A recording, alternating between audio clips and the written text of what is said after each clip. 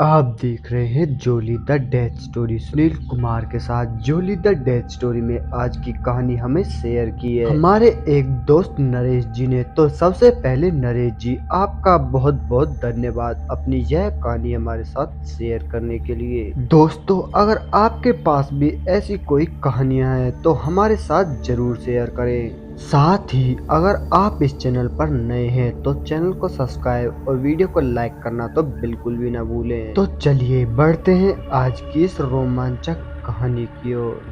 नरेश जी बताते हैं, वैसे तो मैं ऐसी बातों को अंधविश्वास मानता था, लेकिन उस दिन उस भयानक घटना के बाद मैं इन बातों पर यकीन करने लगा हूँ। और साथ ही मैं भगवान से यह भी प्रार्थना करता हूँ कि ऐसी दुर्घटना और किसी के साथ ना घटे, क्योंकि आज भी उस दृश्य को याद करने के बाद मेरी रूह कांप जाती है। और उस दिन से रात के वक्त मुझे अकेले निकलने से भी डर लगता है। दरअसल मेरे साथ हुआ कुछ ऐसा था कि उस रोज रात के तकरीबन 11 बजे मैं अपने दोस्त संजू से मिलने के बाद अपने घर की ओर बढ़ रहा था। सड़क पर पहुंचते ही मैंने देखा इधर उधर कोई भी दिखाई नहीं पड़ रहा है, साथ ही कोई वाहन चलता भी दिखाई नहीं दे रहा है। घर ज्यादा दूर होने के कारण मैं वहीं रोड पर किसी सवारी आने का इंतजार करने लगा। रोड पर सिर्फ इक्का दुक्का लोग पैदल चलते हुए दिखाई दे रहे थे, जो कि वहीं आसपास के रहने वाले थे। अब तक सड़क पर खड़े हुए मुझे तकरीबन 20 से 25 मिनट हो चुकी थी, लेकिन एक भी वाहन वहां से नहीं गुजरा, जिसके चलते मैंने पैदल चलकर घर जाना ही सही समझा, क्योंकि अब तक रात काफी ज्यादा हो चुकी थी और इससे आगे और भी बढ़ने को थी। और सिवाय पैदल जाने के अलावा मेरे पास कोई दूसरा चारा भी नहीं था जिससे मैं घर समय पर पहुंच सकूं। लिहाजा मैं पैदल ही अपने घर की ओर चल पड़ा। लेकिन कुछ देर बाद सड़क पर चलते हुए इक्का दुक्का लोग भी अब बंद होने लगे और सड़क पूरी सुनसान दिखाई दे रही थी। दूर दूर तक जंगल और वह सन्नाटा पूरी तरह पसरा हुआ था, जो मुझे अब कुछ डराने लगा, जिसे देखने के बाद मुझे थोड़ी घबराहट होने लगी।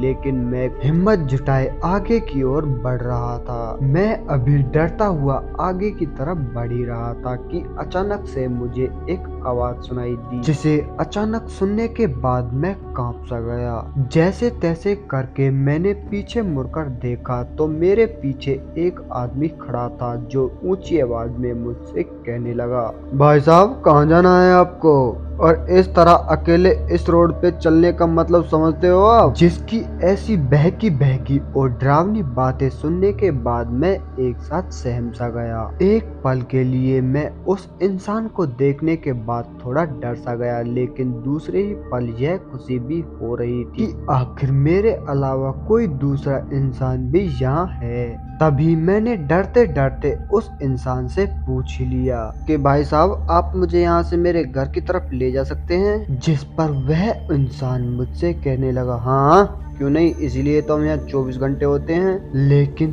तभी मैं उससे कहने लगा, आप मुझे कैसे लेकर जाओगे, आपके पास तो कोई सवारी भी नहीं है। मैंने अभी इतना कहा ही था कि अचानक से वह इंसान एक गाड़ी कहाँ से ले आया, जिसे देखने के बाद मेरी दिल की धड़कनें और भी ज्यादा तेज हो गई और मेरे पैर जमीन पर लड़खड़ाने लगे। और मैं बस यही सोचे जा रहा था कि अचानक से यह गाड़ी कहाँ से आ गई।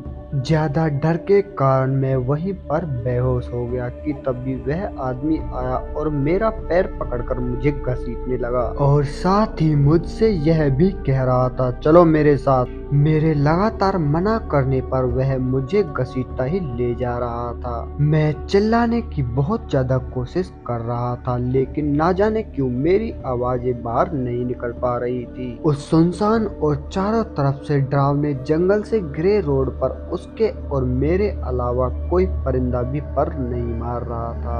अब तक टाइम के साथ साथ वह आदमी अपना रूप भी बदलने लगा और अब तक उसका रूप बहुत ही ज्यादा भयानक और डरावना हो चुका था। जोर जोर से वहाँ चीखें सुनाई देने लगी और वह इंसान बहुत जोर से हंसने लगा, जिसे देखने के बाद मैं अब जीने की सारी उम्मीदें खो चुका था कि तभी वह इंसान ऊपर हवा में उड़ने लगा और देखते ही देखते वह मेरे करीब भी अब आने लगा, जिससे मेरे शरीर से अब प्राण निकलने ही वाले थे कि अचानक से सामने से एक बस मुझे आती हुई दिखाई दी, जो मेरी तरफ ही आ रही थी। मेरे करीब आते ही ना जाने क्यों वह शैतान वहां से गायब हो गया और साथ ही वह भयानक और डरावनी आवाजें भी अब सुनना बंद हो गई। मुझे इस तरह अकेला देखने के बाद बस वाले ने वहीं पर बस रोक ली।